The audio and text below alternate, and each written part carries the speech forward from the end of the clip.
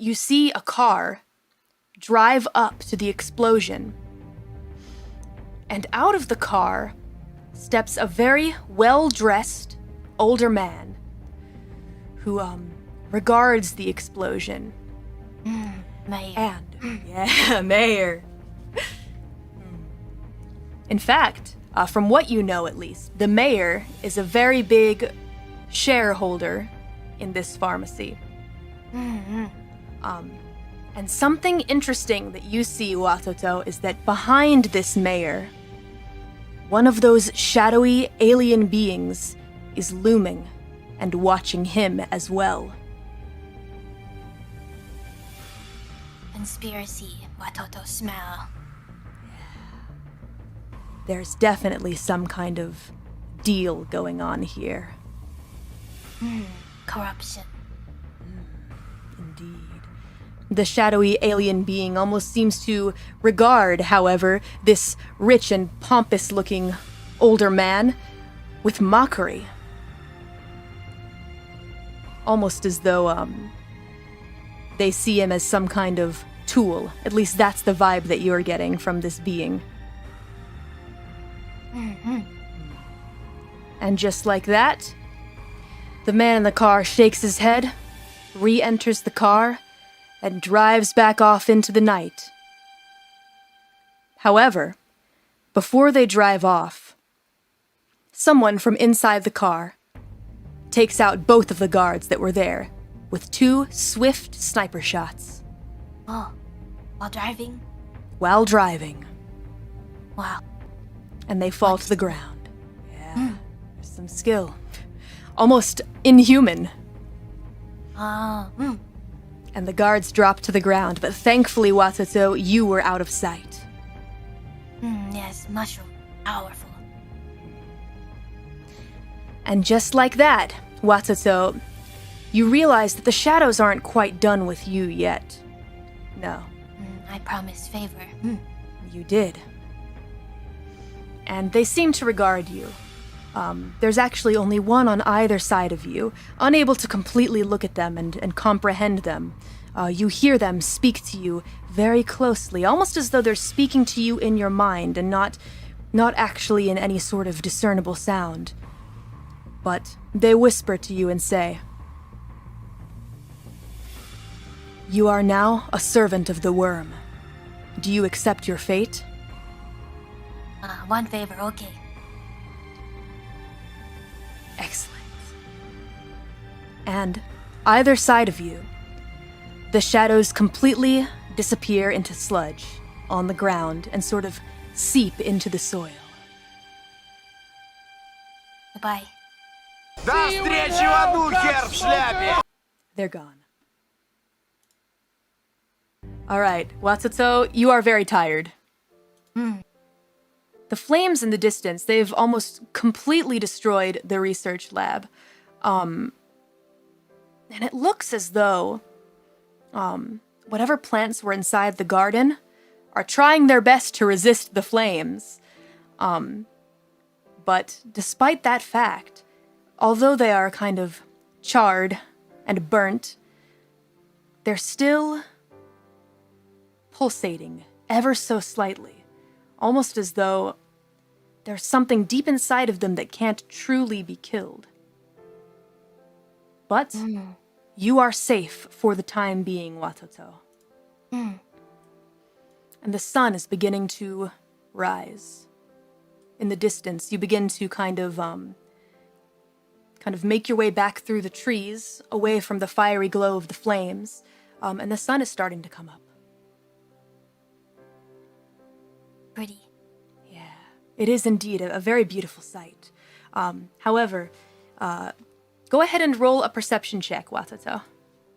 You are sapped of your energy, slowly trudging back home, but you realize that on your hand, there is now a special mark.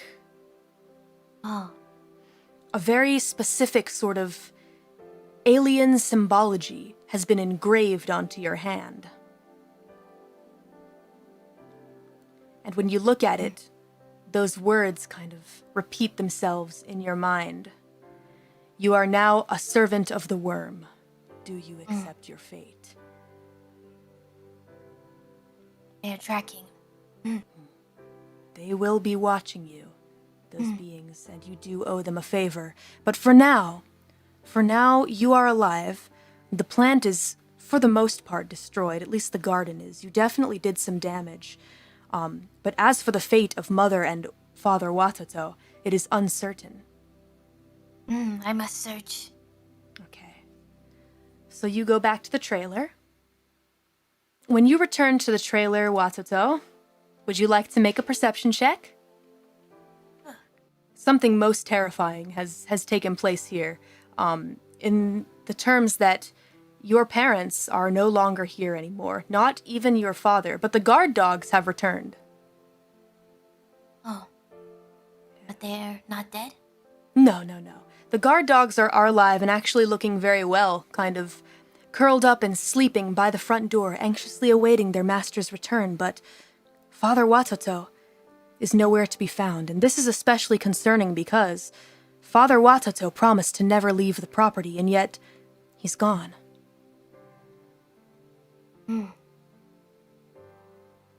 They take Father and Mother Watoto. There's no other explanation. It must be that. I take a guard dog. All right. We You take search the on guard journey. dogs. Yeah. A journey to find Mother Watoto and Father Watoto.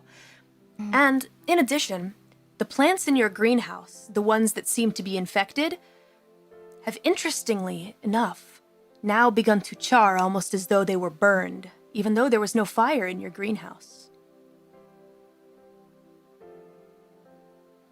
Can grind up powder? Oh, sure. You can try and make a crafts roll, but you're going to need to take a -1 penalty because you did lose some of your finest herbs. Okay. So go ahead and let's make a crafts and dexterity roll at a -1. Unfortunately, you could not make... salvageable. Not salvageable, sadly. But you do have your guard dogs with you. And the first thing that you're going to need to do, Watoto, if you really want to make it on this journey, you're probably going to need to go and actually purchase some materials from somewhere. But up to you where you'd like to do that. Where would you like to go? I have savings. Father Watoto always asks, Watoto, how much you make today at market?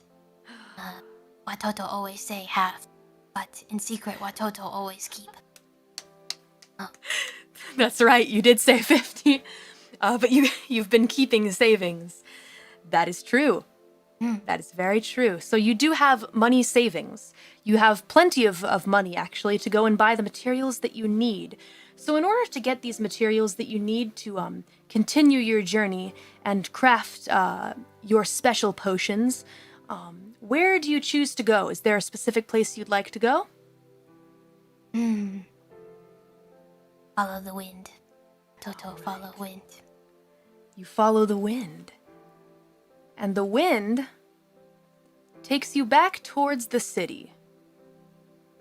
But, more specifically, you find yourself once again in somewhere familiar. Somewhere that almost feels nice to stumble back into because it's a feeling of returning to what is normal to you, Watoto. In your comfortable Watoto life. Sweaty. Yeah. Sweaty Cheeks Alley, or rather just Sweaty Alley is also fine. Would you like to make some kind of perception check? Or what would you like to do here? Okay. Perception. You kind of scour the market, and you see that there's really not a lot of the materials that you need. I mean, you are the main herb seller in this market after all. So there's not much. However, you do see a familiar face. You see the kid from the beginning of your story.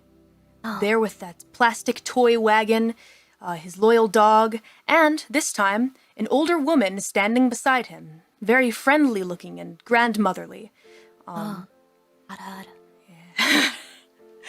And they're having a conversation together. It looks as though the kid's wagon is full of all kinds of different things, and more importantly, some plants. You're not sure if they're exactly the ones that you need, but it's the only thing that comes close in the market. I buy. Okay. So you approach them? Yes. Okay. So immediately, the kid kind of looks back and says, "Oh, hey, it's you. How's Father Watoto?" Gone.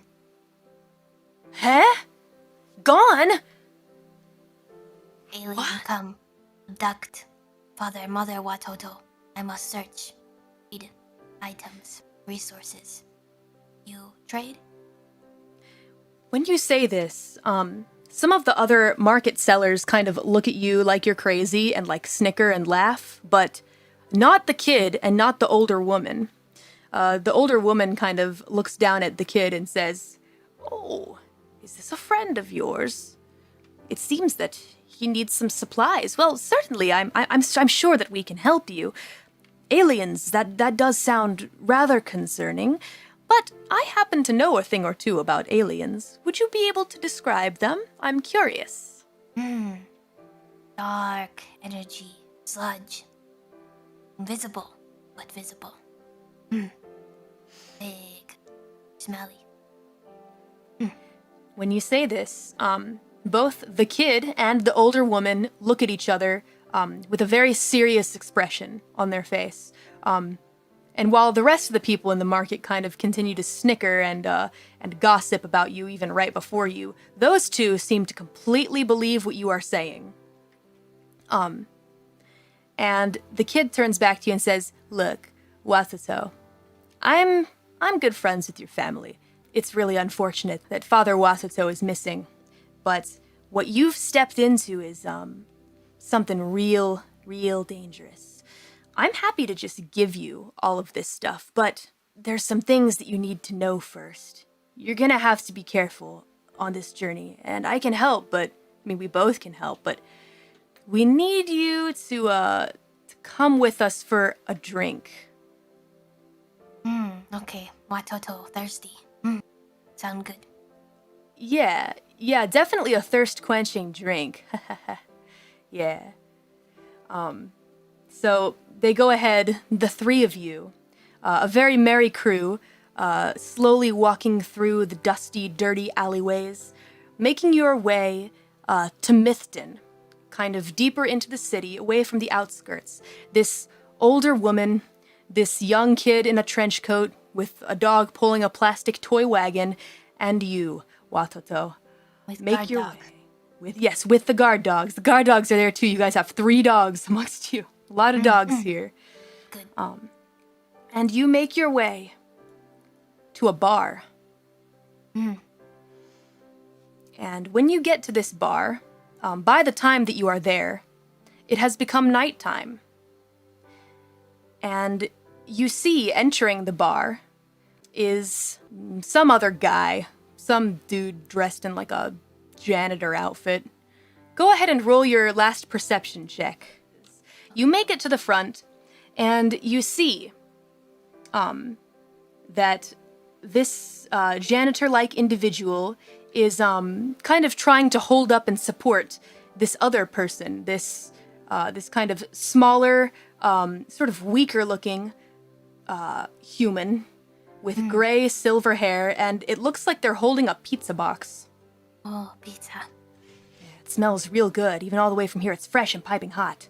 Yeah. And so, you make it to the front door, and they both turn to look at you. Your eyes meet, and with this meeting, it is the beginning of something so much bigger.